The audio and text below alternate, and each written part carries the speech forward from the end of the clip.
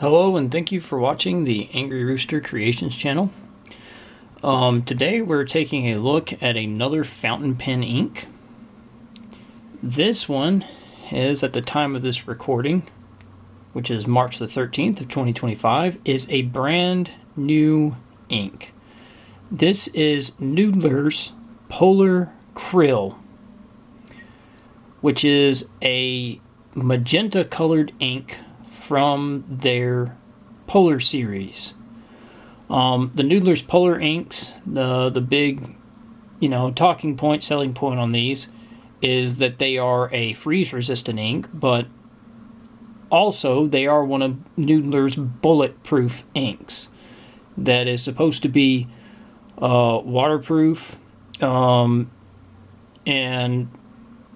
very resistant to being removed from the page. So they're supposed to be very permanent inks, and I believe also supposed to be fairly light fast as well. Now I'm somebody who mostly uses my fountain pens for drawing and art purposes, and so I have a tendency to be more drawn to these style of permanent inks. And I have actually, more recently, I had owned two of the Noodler's Polar inks, that being Polar Green and Polar Brown. And I've just recently tested the other new Polar ink that came out at the same time as this one, which is Noodler's Blood Falls.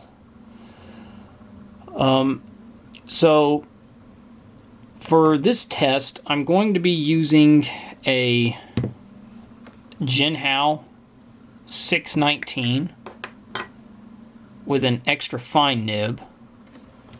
I'm just going to be using this one pen in this video because of the way that I draw and use my pens. All of my pens are either fines or extra fines, roughly around the same line weight, so I don't have any mediums or broads or italics to test any of the inks with that I have. And as far as papers, most of the papers I'm going to be using today are art papers. I've got 5 different samples that I'm going to be drawing on. 2 are sort of controls. They're a 20-pound copy paper and a composition notebook. They're sort of, the worst case scenario. And the other 3 are 50-pound Blick white sulfite drawing paper, 50-pound Koh-i-Noor sketch paper, and 98-pound Canson multimedia paper, or mixed media paper. So without further ado, we're going to get on to those writing tests. So our first writing test here is going to be on this Pen Gear 20-pound copy paper. It is literally the cheapest ream of copy paper that you can get at your local Walmart. So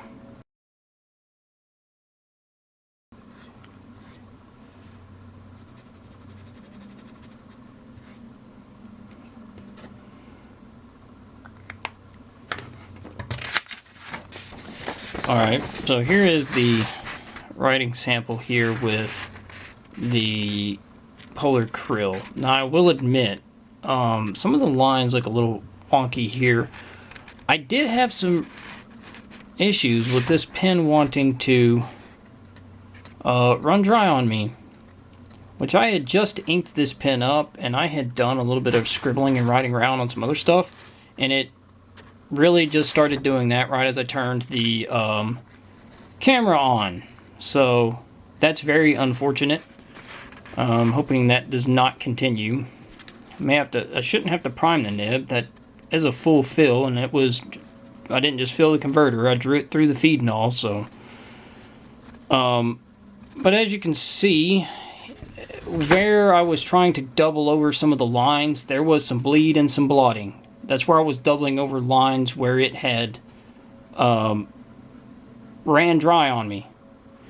And most of the other writing, at the ends of some of the letters, you can see just a little bit of blotting here, and then down there on the, I think it was at the end there, there's a couple places it seemed like it wanted to blot. Now, it's not behaving quite as well as the Polar Red did.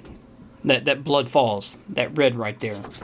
But it is behaving seemingly better than the green, maybe about on par with the brown from what I could see. Now, unlike the other Polar inks, this one, except for the red here, but unlike the other Polar inks, this one I did actually get some smearing on that 10-second smear. Looks like around the 4, so about 6 seconds. So maybe perhaps it didn't suck in quite as quick, but as you can see on the back, there is actually a bit of bleed through here going on. Now, like I said, there's a couple spots where I went over twice because of it wanting to kind of skip and run dry on me, but we did get bleed through on this copy paper, and you can see some ghosting. It looks like that Blood Falls is just above it, so it does seem like it bled through more. And then you can see the scrub definitely bled. But still, it doesn't seem like it was quite as aggressive as either the Polar Green or the Polar Brown that I've tested before. So, not as well behaved as the Blood Falls, but compared to the other two Polar inks I've used, which these Polar inks tend to be really aggressive and absorbing and sucking into the paper until I tested that Blood Falls. This one looks like it might not be quite as temperamental as some of the other Polar inks that I've had in the past. But certainly it doesn't seem like it's quite as well behaved as that Blood Falls. So, that being said, I'm going to move on now to the composition notebook.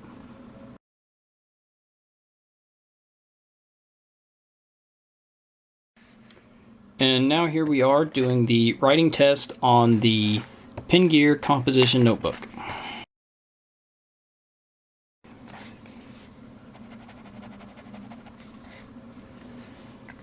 Alright, I can already tell just by looking at it, this was pretty aggressive in this notebook here.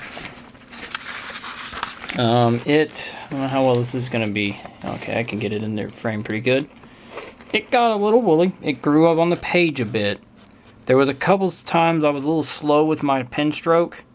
Right there on that E and F, the non-cursive down there, you can see I kind of went over that twice and I let the pen sit for a second and it blotted pretty bad. It wicked it right into the paper off the nib. It did not smear at all, so this almost immediately absorbed into the paper, which is kind of more in keeping with the other Polar inks that I use, but I think whereas those others seem to feather on the page, this seemed to grow, but I don't necessarily see that it feathered. And we're going to look at the back side here. Let's see, so alright, nothing bled through onto my scratch sheet, but you can see it ghosted pretty significantly back there. And it did bleed through. The scrub bled, looks like N right there. And the E for the EF where there was that blot of ink, that bled. You can see the Blood Falls above it, and that Blood Falls, like I said in the Blood Fall in that video, didn't really ghost or bleed through that bad. But I still think it did not bleed through as aggressively as the Polar Green and the Polar Brown, as you can see, that I tested before. So I think it is a tendency towards maybe being kind of finicky like the Polar inks. The other Polar inks, I should say. But not quite as aggressive in wicking and bleeding through and into the paper. At least so far on these two tests. Now, that being said, 20-pound copy paper and the cheapest composition notebook you can get at Walmart are like worst case scenarios, and they're, so these are sort of the controls. Now we're going to move on next to the Blick 50-pound white sulfite drawing paper.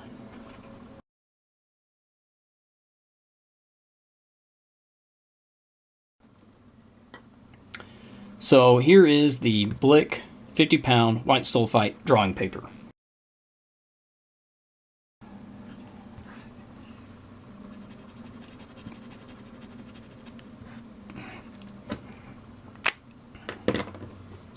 Alright, so here it is on the Blick white sulfite paper. If you look at the tail end of the N here in Noodlers, there is a little blot where I started that letter.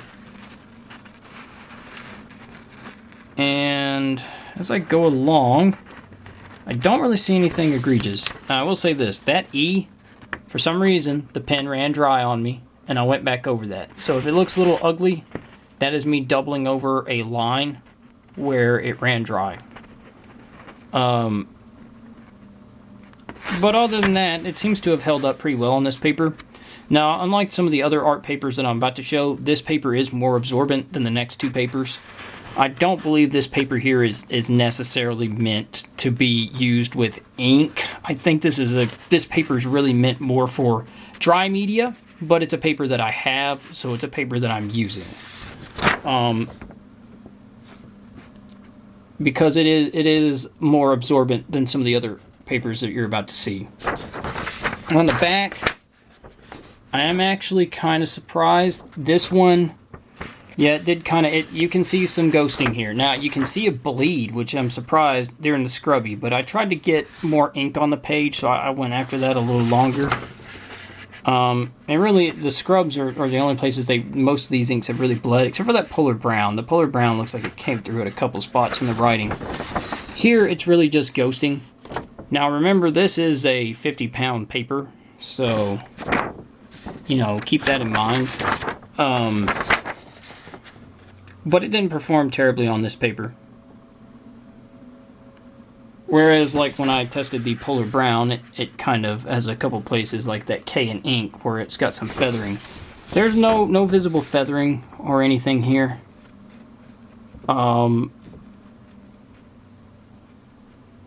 So, not too bad. Now, I will take this time to say I haven't said anything about it yet, because so far I haven't seen anything. There is no shading. There is none. This is a pretty consistent shade of magenta. I wouldn't really call it a pink. It's magenta. And it's not an extremely vibrant shade. Generally speaking, with these permanent inks, they're not going to be very vibrant. Your really vibrant, bright inks tend to not be permanent. I don't know what it has to do with the dyes that are used to make the more vibrant colors. So most of your colored permanent inks generally are a little more subdued. So, like I said, with this one, it is a magenta ink. It's not a pink. Don't think hot pink. Don't think, what you usually see. This is not like a bubble, not bubblegum or Pepto-Bismol. It's a little darker shade than that. It is a magenta ink.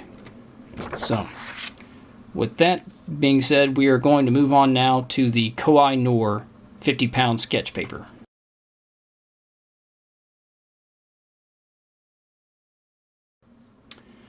And so here we are now with the Koh-i-Noor 50-pound sketch paper.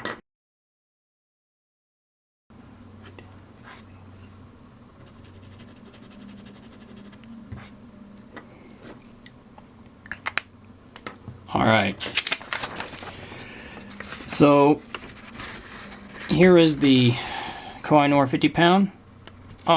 If there was going to be any kind of shading, I was expecting to start seeing it on this paper, but this is very much consistently that same shade of magenta.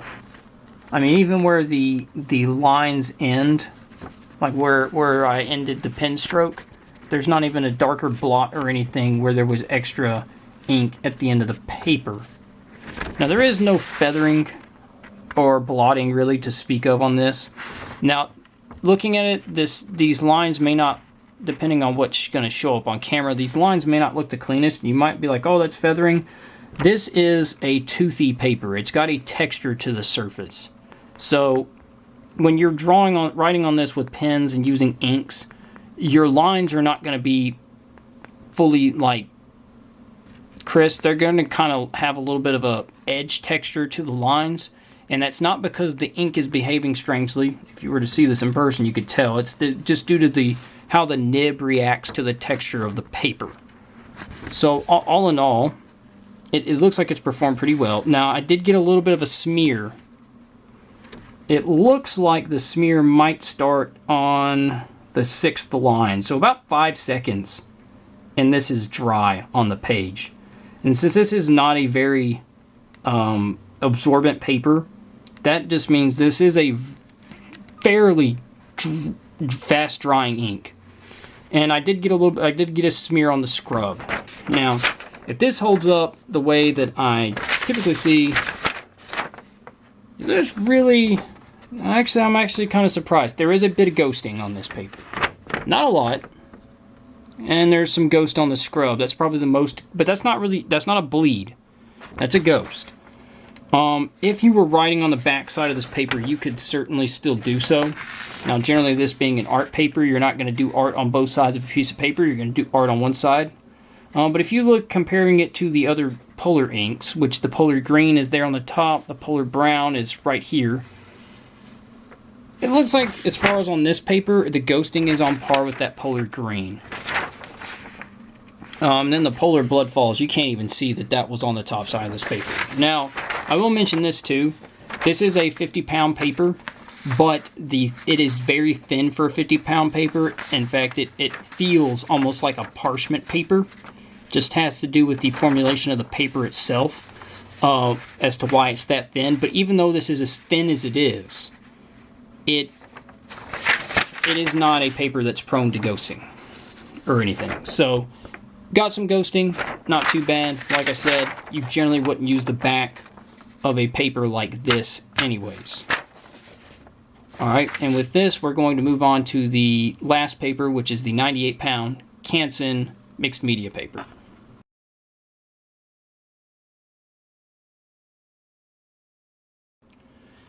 And now our last writing test is here on the 98-pound Canson mixed media paper.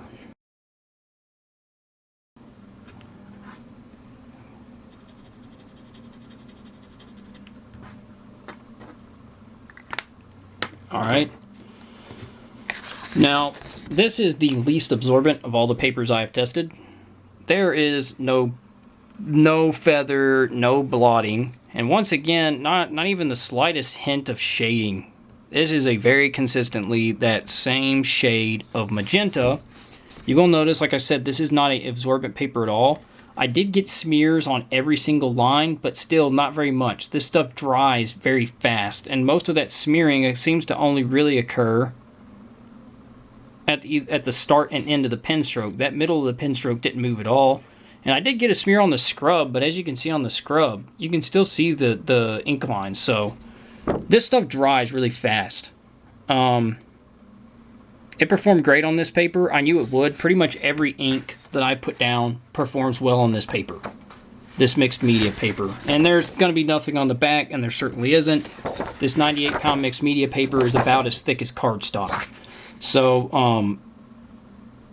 like I said, there's nothing surprising about this. This pretty much, maybe even you could consider this to be an example of the best possible writing for any particular ink. At least of all the ones I've tried, no ink has reacted in any way, shape, or form badly on this paper. So there it is. Like I said, I've stated in some other videos, this mixed media paper is meant for like everything. It's not necessarily the best paper for any one particular media, but it's meant for inks, fountain pens, India, pigment inks, calligraphy inks, alcohol markers, watercolors, acrylics, you name it, and dry media, of course. Now, just because that acts this way on this mixed media paper, depending on brands, mixed media paper can be quite different in the actual formulation of the paper itself. So from one brand to another, there's not really a standard mixed media paper. But on this Canson paper, perfectly fine.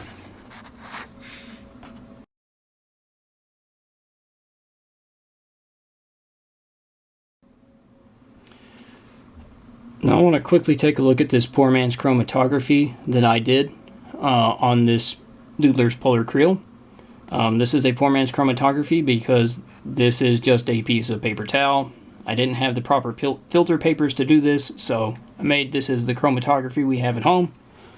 I dipped this into a mixture of 70% isopropyl alcohol and water at roughly a 1/3 alcohol to water ratio or mixture. And as you can see, there is a dark pink line at the very bottom, or magenta line, whatever, where this, the ink really wanted to bond to that paper.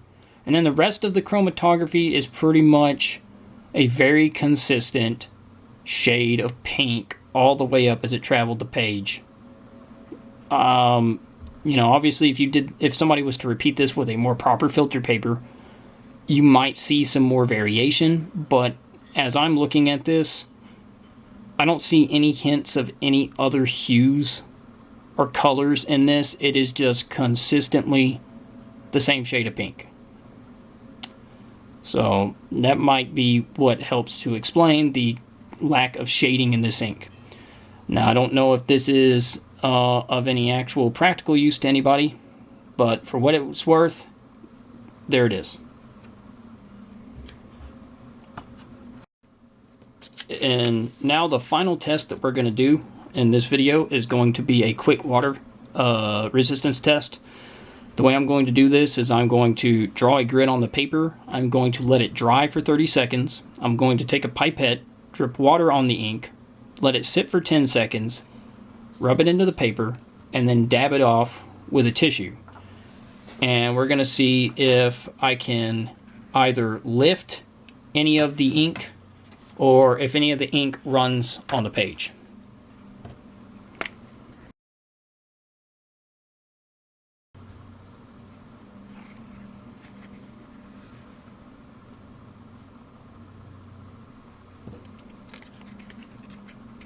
I don't know if this is going to show. It's hard to tell. I think there's maybe just a slight hint of pink in some of the tissue there. But as I look, I can't see any signs that it bled or leaked or feathered on the paper. If I had to guess, I would say that where the strokes started and ended, and you have the blots at the end, there might have been some ink that wasn't fully set or dried in the paper, and that might be what sort of lifted. But the actual ink on the page did not move really at all. And this paper, as it is right now, is pretty well saturated. Now, once again, this is not the most extensive water resistance test, but just as a quick test of water resistance, it appears that this ink really is a water resistant ink.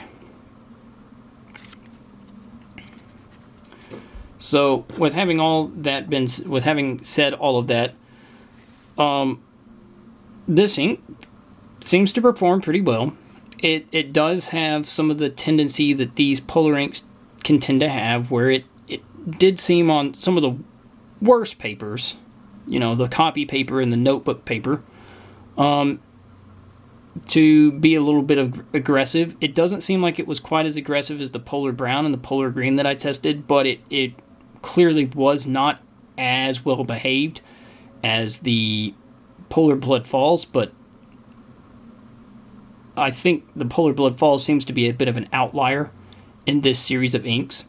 Now, for what I use in doing art and things, this will work perfectly fine on the art papers that I use.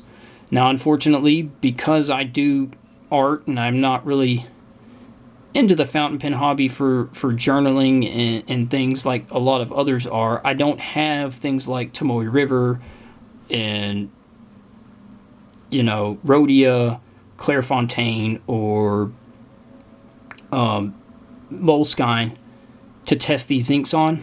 So hopefully someone else will come along and pick up a bottle of this ink and test it on those papers to help inform others who might want to look at this.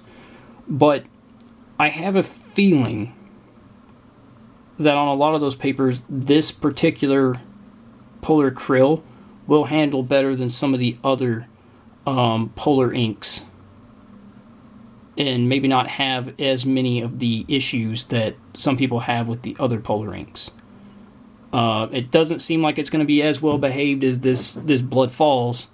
I would really love to see someone else pick up a bottle of this and test it on all those, you know, the notebooks that people generally use, because I think that this Blood Falls would handle very well, but because I don't have those papers to test, I couldn't test it. But I think as far as the polar inks that I've used, this is probably the next one behind that Blood Falls as far as behaving pretty well. Now obviously that too can change. I was using an EF nib, and so with a broad nib or a medium nib and a really wet flowing pen or something like an italic nib, I'm not so sure that this would be the best ink to use in that scenario. I think if you got a really wet flowing nib, you might see some more of those feather and bleed issues come along. I think it would still probably be best for you know, a fine or extra fine type of nib. But all in all, I am pretty pleased with the performance of this. Like I said, because based on some of the other polar inks I've used in the past, this seems to be a bit better behaved.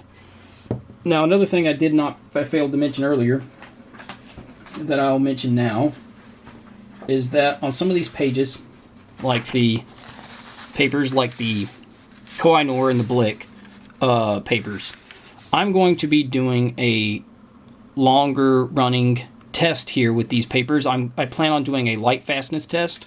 I'm going to take these papers and I'm going to tape them up in a window on the south side of my house where they will be left in full view of the sun for about a month. A month is what I'm planning on, to test the light fastness of the inks that are on this page. And that will be a separate dedicated video. I plan on taking maybe one or a couple colors of ballpoint pens, and then maybe like a Pilot gel pen, one of the G2 pens. So I've got a few of those.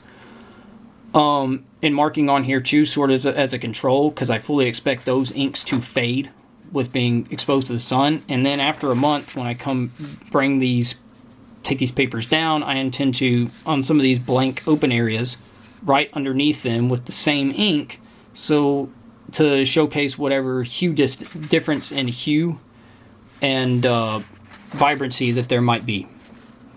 From what I understand, like this Polar Krill, the Polar Blood Falls, the Blue Heron here, the Polar Brown, and the Polar Green that I've tested should all pretty much be light fast. I believe the Legal Blue that's here is also light fast, but due to the fact that as for a permanent ink, it is pretty vibrant for what you usually see in permanent inks. If this one does fade some, it wouldn't surprise me too much, but we'll find out when I do that test. The last ink that I do plan on doing here, because I've got space for more ink, I've got some Noodler's Bay State Concord Grape, which I know with this ink in particular, it's not listed as an eternal ink or even a fully bulletproof. I think they call it a partially bulletproof. So this might also be a control. I expect this one might also fade, but that is a future video.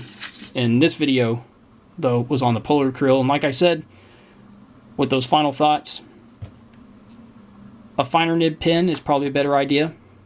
But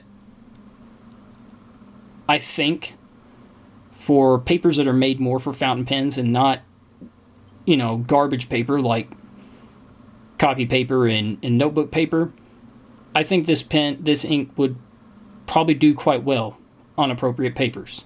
I think you have more paper options with it than some of the other polar inks.